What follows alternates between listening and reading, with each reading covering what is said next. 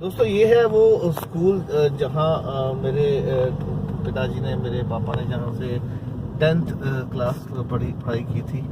बहुत ही पुराना ये स्कूल है। सो करीब 60s की बातें हैं जब मेरे पापा ने 10th की थी। तब से ये स्कूल मौजूद है। उतना ही बड़ा, उतना ही शानदार, उतनी हरियाली। ये एक छोटा सा टाउन पड़ जाता है हमारे गांव के पास, इसको लठेड़ी बोलते हैं। तो यहाँ से की थी 10th हमारे पिताजी ने। तो दोस्तों यहाँ से लेंगे हम लेफ्ट टर्न। इस गांव का नाम है रुड़की हीरा। जैसे कि आप जानते हैं ना, हीरा ब्लॉक्स, तो ये है उसकी जड़ें। ये गांव सब हीराओं के गांव है। माय सरनेम इज हीरा।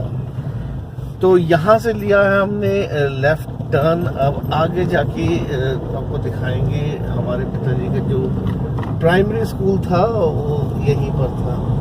तो it's kind of a journey with a father. So वो फादर जिसने इस गांव से उठकर दुनिया दिखाई। So since he was in Indian air force, तो उन्होंने पूरे हिंदुस्तान का टूर करवाया। दोस्तों हमने बचपन की पढ़ाई चंडीगढ़ से शुरू करके आगरा में 8th तक पढ़ाई की, फिर चेन्नई चले गए, चेन्नई में 12th। कॉलेज हमने गुवाहाटी किया और वापसी फिर चंडीगढ़। तो काफ़ी अच्छे नज़ारे लिए हैं एयरफोर्स के दिनों में। हमने अलग अलग जगहों पे रह के अलग अलग कल्चर्स को देखा, अलग अलग स्टेट को देखा। लेकिन हमारी मातृभूमि ये है। ये है हमारे गांव के खेत, आप देख पा रहे होंगे। बचपन बीता है मेरे फादर का यहाँ पर। बचपन में खेती भी की उन्होंने, अपने फादर को सपोर्ट किया, पढ़ाई भी करते थे। उन दिनों में रिसोर्सेज भी कम होते थे। स्कूल भी कहते हम पैदल जाते थे। तो कई बार हमें ताना सुनने को मिलता था जब हम बाइक वही चलाते थे, बोल तुम्हारी उम्र में हम पैदल चला करते थे। काफ़ी पुराना ये ईंटों का भट्टा है हमारे गांव में, बचपन से देखते आ रहे हैं। तो काफ़ी मॉडर्न था हमारा गांव उस ज़माने में भी। काफ़ी ट्रांसपोर्टर्स थे जो कोलकाता में बेस्ड थे, यहाँ से ऑपरेट करते थे। ईंटों के भट्टे बहुत पुराने हैं, तो काफ़ी मॉडर्न था उस ज़माने में भी।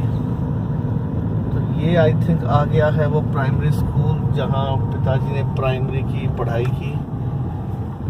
तो आज भी ये प्राइमरी स्कूल चलता हुआ, गांव का नाम लिखा हुआ है बरसालपुर। यहाँ पे आई थिंक 5th तक पढ़ाई यहाँ पे की। यानी 5th तक पढ़ाई की आपने यहाँ पे? 5वीं। हाँ, तो 5वीं तक यहाँ पे पढ़ाई की इन्होंने। उसके बाद फिर लुठेड़ी वाला जो स्कूल दिखाया था वहाँ तक 10th में पढ़ाई की। 8th तक वहाँ पे पढ़ाई की वैसे। उसके बाद चमकौर साहिब जो जगह की बात मैं कर रहा था, वहाँ पे सीनियर क्लासेस की पढ़ाई वहाँ पे की। तो ये हो गए हम दाखिल अपने गांव में। दोस्तों गांव के किनारे भी एक छोटा सा नहर की तरह जो है स्ट्रीम निकलती है।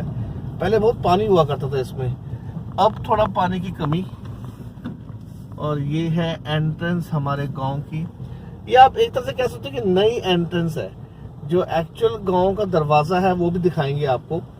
तो आज जैसे जैसे पॉपुलेशन बढ़ती गई है तो गांव का एक्सपेंशन होता रहा है। तो जब मैं अपने पापा से कई बार बात करता हूँ गांव की, तो उन्होंने मुझे बताया कि जो एक्चुअल दरवाजा था गांव का वो पीछे है। तो दिखाऊंगा वो दरवाजा, एक्चुअल दरवाजा जो गांव का है हमारा। अब तो पॉपुलेशन जैसे जैसे बढ़ गई तो गांव भी एक्सपैंड हो गया है, तो बाहर लोगों ने घर आके बना लिए। तो ये है हमारे शहीद हमारे गांव में। तो मेन पर्पस हमारा गांव में आना यही था दोस्तों कि 10वीं वाले दिन हम मत्था टेकते हैं अपने शहीदों का। शहीद हमारे वो पूर्वज थे जिन्होंने अपने गांव की, अपने पीढ़ी की, अपने आने वाले जनरेशन्स को सेफ गार्ड किया सभी दुष्टों से। चाहे वो किसी भी खतरे के अगेंस्ट उन्होंने लड़के अपनी शहीदियाँ प्राप्त की। उन्होंने ये इंश्योर किया कि आगे वाली पीढ़ियाँ सेफ रहें। तो उन शहीदों की निशानी में ये एक छोटी सी निशानी बनी हुई है, जहाँ पर हम हर 10वीं वाले दिन जो है माथा टेकने आते हैं। तो चाहे कोई अपने गांव से कितना भी दूर ना क्यों ना हो गया हो, पर ऐसे अवसरों पर वो ज़रूर अपने गांव आते हैं, अपनी जड़ों से जुड़े रहते हैं। तो दोस्तों मैं भी यही चाहता था कि मेरे पिताजी भी इन ऐसे ओकेजन्स पे यहाँ पे आते रहें और हम भी अपनी जड़ों से जुड़े रहें। आपको दिखाते हैं, बहुत ही पुराना कुआं है जो सदियों से इसी तरीके से यहाँ पर है। आप देख सकते हैं बहुत ही पुराना है और काफ़ी गहरा भी है दोस्तों ये। तो आप शायद कैमरा इसको कैप्चर नहीं कर पा रहा होगा। आपको ये भी दिखाएंगे जो पुराने टाइम में जिस तरह से चप्पलों का जो इस्तेमाल होता था वो लकड़ी की चप्पलों का इस्तेमाल होता था, वो अभी भी यहाँ पे इसी तरीके से बने हुए हैं।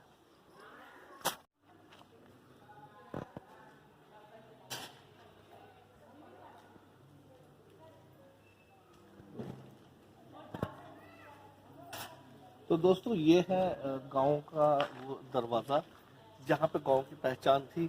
ये एक्चुअल एंट्रेंस था गांव का, लेकिन मैंने आपको दिखाया था ना कि पीछे से गांव अब काफ़ी एक्सपैंड हो चुका है। तो ये दरवाजे का भी एक मकसद होता है, जिस तरह से एक किला होता था या फोर्ट होता था, उसमें एक दरवाज़ा बनाया जाता जिससे कि बाहर के लोग उसको अटैक ना कर सकें, अंदर सेफ रहें। तो इस दरवाजे का भी वही पर्पस था गाँव में कि अपना जो है सभी सेफ रह सकें अंदर। तो ये दरवाज़ा उस चीज़ को निशानी है कि इस तरह की गांव की हद में ये आता था। तो बहुत ही पुरानी कंस्ट्रक्शन, पिताजी के बचपन की भी यादें इससे जुड़ी हुई है। और दोस्तों उसके साथ ही आप ये देख रहे होंगे बहुत ही पुराना कुआं है हमारे गांव का।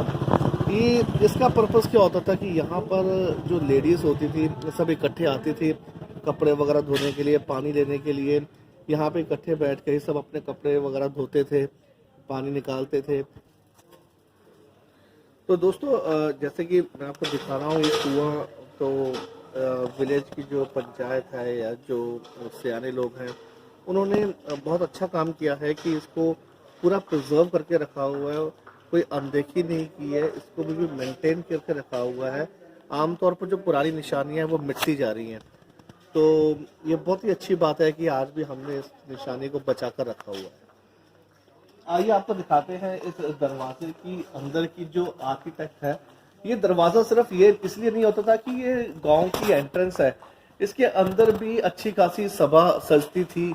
लोग यहाँ बैठते थे, बातें करते थे, अपने गांव की तरक्की के बारे में डिस्कशंस होते थे। कई तरह के डिस्कशंस के यहाँ पे किए जाते थे। तो उसकी निशानी आप आज भी देख पाएंगे। जब सर्दियों का समय होता होगा तो आप देखेंगे कि अंगीठी की भी इस पे जगह बनाई गई है। तो हो सकता है कि जब सर्दियां होती होंगी तो तापने का इंतजाम रखा हुआ है। और उस जमाने में लाइट तो होती नहीं थी। ये जो आप दीवार में देख रहे हैं जो जगह बनाई गई है, ये दिए या मोमबत्ती रखने के लिए ये स्पेसेस बनाई गई हैं। तो अच्छा खासा बैठने का इंतजाम इस दरवाजे के अंदर का स्ट्रक्चर आप देख सकते हैं। और काफी पुराना स्ट्रक्चर है ये, जहाँ चौड़े चौड़े पिलर्स हैं। तो ये था वो विलेज की एंट्रेंस और ये है इसके साथ जुड़ा हुआ इतिहास।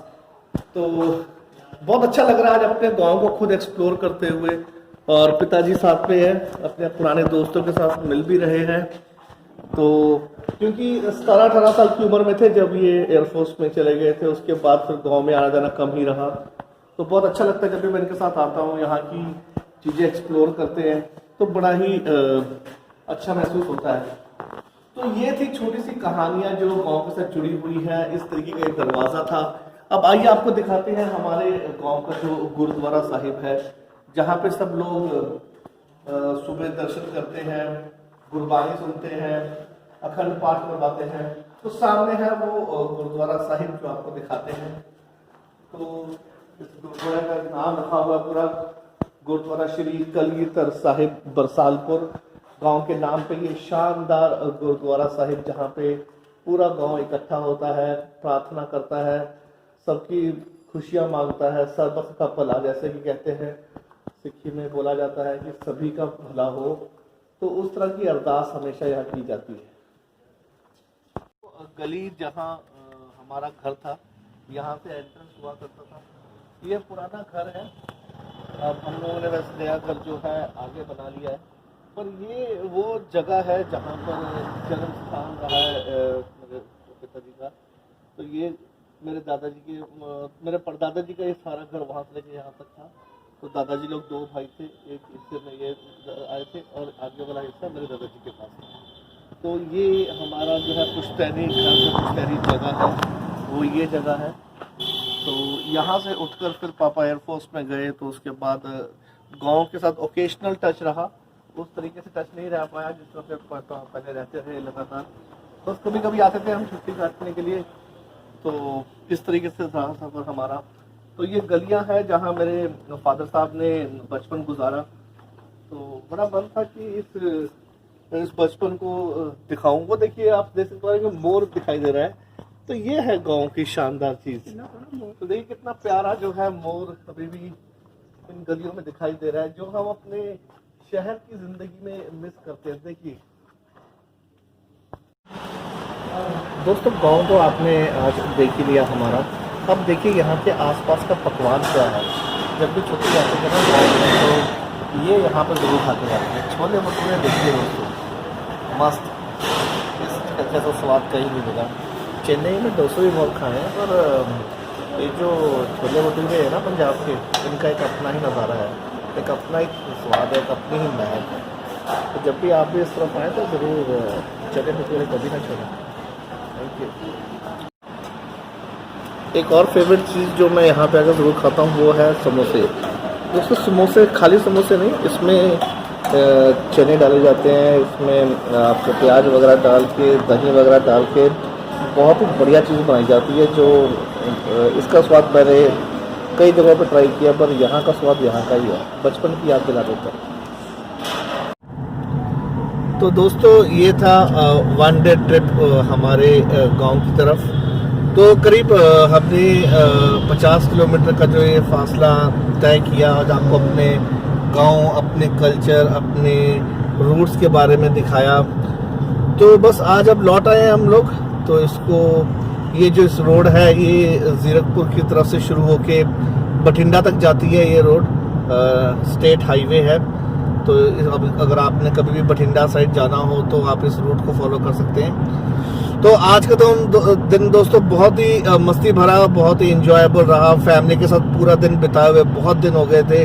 आज का पूरा दिन फैमिली के नाम रहा है। तो पापा भी काफ़ी खुश हैं। पापा ने अपने कई चीज़ें आज दोबारा से रिमाइंड की, कई ऐसे लोगों को मिले जिन्हें बहुत दिनों से नहीं मिले थे। तो एक अच्छा सा हैप्पी सा फैमिली वाला ट्रिप था। तो आप भी मेरी बात माने, कभी कभी इस तरह के हैप्पी वाले, ऐसे फैमिली वाले ट्रिप निकालते रहा करो। समय निकालना पड़ता है दोस्तों, समय कभी भी अपने आप नहीं आता। तो आज आप सब लोगों ने हमारा ये वीडियो देखा, ज़रूर देखिएगा, लाइक कीजिएगा, शेयर कीजिएगा, और हाँ, जो चैनल पे नए हैं प्लीज़ सब्सक्राइब भी कीजिएगा। और कमेंट्स में लिख के बताइएगा आप और किस तरह की चीज़ें देखना चाहते हैं, तो हम भी ज़रा उस तरफ दिमाग लड़ाएं और आपको उस तरह की चीज़ें दिखाने की कोशिश करेंगे। तो बस इस वीडियो को यहीं पे बंद करते हैं। Thank you so much for watching. Have a nice day. Thank you, bye bye.